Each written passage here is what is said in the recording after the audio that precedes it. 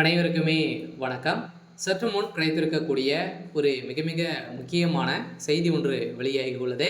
சற்று முன் திருமாவை அடித்து இழுத்துச் சென்ற டெல்லி போலீஸ். இது மாதிரி பார்த்தீங்கன்னா செய்திகள் வெளியாயிருக்கு. சதுரடியாக திருமாவளவன் அவர்கள் பார்த்தீங்கன்னா சதுரடியாக உயர்நீதிமன்றத்தில் ஒரு வழக்கறிஞர் பார்த்தீங்கன்னா ஸ்கூட்டரில் வந்திருந்த நிலையில் அவர் பார்த்தீங்கன்னா திடீர்னு அவருடைய கார் மோதிய நிலையில் அவர் கீழே விழுந்து அவர் கேட்ட கேள்விக்கு பார்த்தீங்கன்னா திருமாவளவன் அவர்கள் பார்த்தீங்கன்னா அவர் பலார்னு அடித்து ஒரு மிகப்பெரிய கலவரத்தை அவங்க உட்படுத்தியிருந்தார்.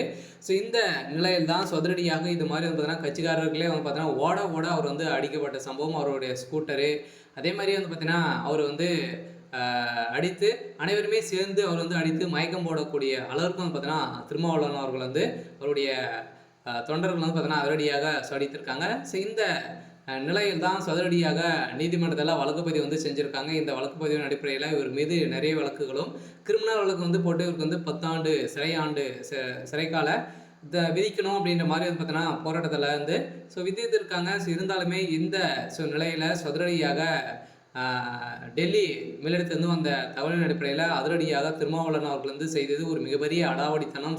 திமுகவுடைய ஆட்சிக்கு முற்றுப்புள்ளி வைக்கும் விதத்தில் இப்போ அதிரடியாக பார்த்தீங்கன்னா திருமாவளவன் அவர்கள் டெல்லிக்கு தூக்கியிருக்காங்க. அதிரடியாக திமுகவுடைய கதை முடிந்திருக்கு. திருமாவளவனால திமுகவுக்கு ஒரு மிகப்பெரிய இழப்பாக தான் இருக்க போது. திமுகவில் நிறைய மாற்றங்களாக வந்திருக்கு இல்லையா? அனைவருக்குமே தெரியும். இப்போ பார்த்தீங்கன்னா அதிரடியாக கரூர் நடந்த சம்பவத்தின் அடிப்படையில் இது அனைத்துமே செய்தது திமுக அப்படின்ற மாதிரி நிறைய குற்றச்சாட்டுகள்லாம் வலுப்பெறுத்தும் நிலையில் இதனால் திமுக பார்த்தாலே பார்த்தீங்கன்னா அனைவருக்குமே ஒரு மிகப்பெரிய பயத்தை உட்படுத்தியிருக்கு. வருகின்ற சட்டமன்ற தேர்தலில் ஒரு மிகப்பெரிய பதிலடி கொடுக்கும் விதத்தில் தான் திமுகவுக்கு எதிராக மக்கள் அனைவருமே திரும்பியிருக்காங்க.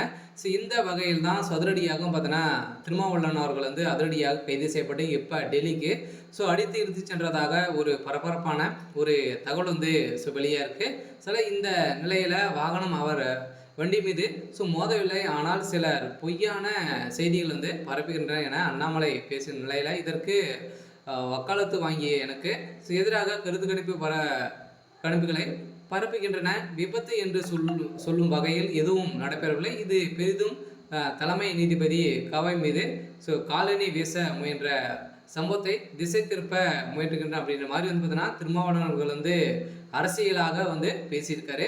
இருந்தாலுமே இது செய்தது அனைவருக்குமே தெரியும். வெளிச்சம் போட்டு காட்டியிருக்காங்க. அவர் எப்படி அடிச்சிருக்காங்க அப்படின்றத அனைவருக்குமே காமிச்சிருக்காங்க. இந்த நிலையில் அவர் இல்லை அப்படின்ற மாதிரி பேசியிருக்கக்கூடிய நிலையை தான் இப்போ அதிரடியாக திருமாவளவன் அவர்கள் அதிரடியாக டெல்லிக்கு தூக்கியிருக்காங்க. அவர் 10 ஆண்டுகள் சிறை தண்டனை வழங்க போகிறதாகவும் ஒரு தகவல் வெளியாக இருக்கு. சரி, ஓகே. இன்னைக்கான அப்டேட் இதுதான். மறக்காமல் நம்மளுடைய சேனலை சப்ஸ்கிரைப் பண்ணி சப்போர்ட் பண்ணுங்கள்.